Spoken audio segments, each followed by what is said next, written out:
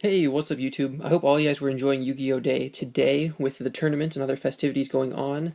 I certainly was. At the local card shop, we had a sealed pack tournament, which I won this mat here. So, I mean, not the greatest mat, but at the same time, um, not bad. It could be a lot worse. Kind of plain and simple.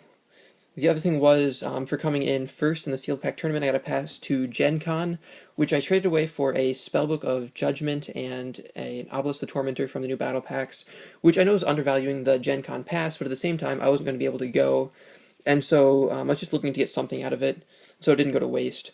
The other thing was we had to pick 4 Duelist League cards, just at random, so we didn't get to see what they were, so I had to pull a blue rare, Mystical Space Typhoon, green rare, Thunder Monarch, and then a red rare, Giant Rat, and Sakuretsu Armor. Then I got to choose one, again, for coming in first, and so I chose it's a yellowish rare or an orange rare, Blue Eyes, however you want to put it. Just because Blue Eyes is going to be really big for the structure deck coming out, and so I figured might as well have something special to put in it. So then just kind of moving into what I pulled today, what I used, what I didn't use. Monsters that I didn't use. I pulled a Plague Spreader, Bazoo, Krebins, Zolga, Gyroid, Drillroid, Dark Valkyria, 2 Mythical Beast Cerberus, Go Golem, Tardy Orc, Sinister Serpent, and Steamroid. Sinister Serpent, it was kind of mixed feelings about. I really wasn't sure whether or not to use him, and I was kind of glad that I didn't. There really wasn't a situation where that would have been useful today to draw into.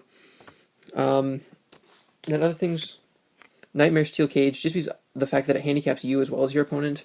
And so I didn't really, since I didn't draw a whole lot of tribute monsters, the fact that I could just use low-level monsters and equip cards and stuff to go big, fast, all in one turn, kind of played to my advantage, so having to stall out myself didn't really help me at all. And you have Impenetrable Attack and Stronghold and Moving Fortress. I didn't use those either. So next up, I'll show you what I did put in. I played with a 29-card deck today, just to help keep with consistency, keep it as like minimalistic as possible. I did have some draw power cards, so I kept it a little higher than I normally would have for one of these. But like I said, with the extra draw power I had, and I'll show you guys, it definitely paid off at 29, so I didn't really need to worry about decking out or anything. First up, I had Shattering Axe, or Shattered Axe. I wasn't really sure about this one, and still not sure about it afterwards. I probably could have cut it, and it wouldn't have hurt me. So essentially with this one, you activate it, target one of your opponent's monsters, and then during each of your standby phases, it loses 500 attack. So, I mean, it was okay. It didn't really get me out of any situations, though. Cloning, when your opponent summons something big, chain this, you get a token the same stats as it, and then take and just crash the token with that your next turn. So, I mean, that was kind of the big play with that one. It deals with anything. Windstrom, put everything in defense position, always good.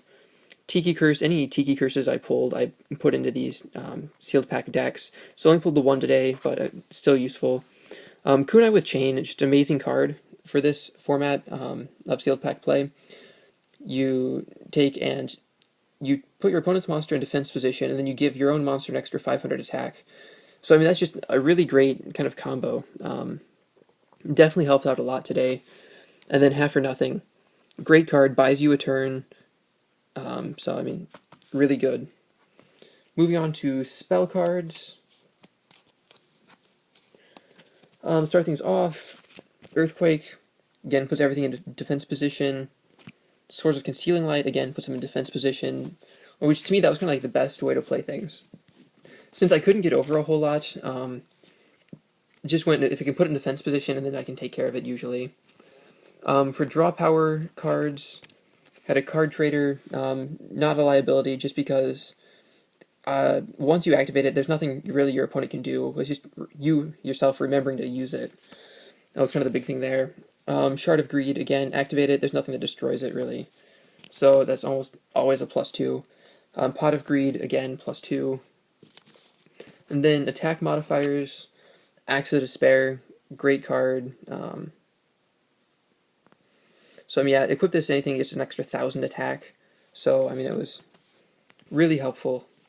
Blustering Winds, 1,000 attack for a turn. And then Forbidden Chalice, which was completely broken in my deck, but really good overall, just for the extra 400 boost. And then last but not least, Spellwise, Autonomous Action Unit. So I hadn't really heard of this card until today when I pulled it, I looked at it, and started reading through the effect on it. It's essentially like a limited premature burial. You have to select a monster from your opponent's graveyard only, and you have to pay 1,500 life points instead of the 800. But since I didn't really pull a Monster Reborn, I mean, this was great, especially when I used like Earthquake, destroyed something they had that was big while it's in defense position. Then bring it back with this was definitely a game changer in a lot of games. Okay, so next going into the low level monsters, Ape Fighter, Flame Tiger, and then because I was using so many cards that change things to defense position, I did have a Drillroid in here. If it attacks anything in defense position, automatically destroys it regardless. Goblin Attack Force. I did play one Plague Spreader Zombie, and it came in handy, like 1 or 2 turns, but I mean, not too often. Doom Caliber Knight was good. Truckroid, that never really helped me out. I mean, the 2000 defense was nice on occasion, but beyond that, was never able to really pull off his own effect. For vanillas, 2 Gene Warped Werewolf, and then a Cyber Valley. So this one, it has a lot of effects. You can essentially stall with it for a turn and get a draw off of that stall, but I never really had to use him, and so he was just one I saved in my hand for a worst case scenario, which never really panned out today, which I was definitely thankful for. And then for my tribute monsters, I pulled 4 of them, so all 4 went into the deck. And I kind of lucked out that they could all be special summoned. So Power Giant can discard a level 4 or lower from the hand to special summon him.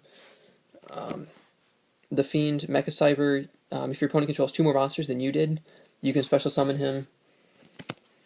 Cyber Dragon, a great second turn special summon. And last but not least, Beast King Barbaros.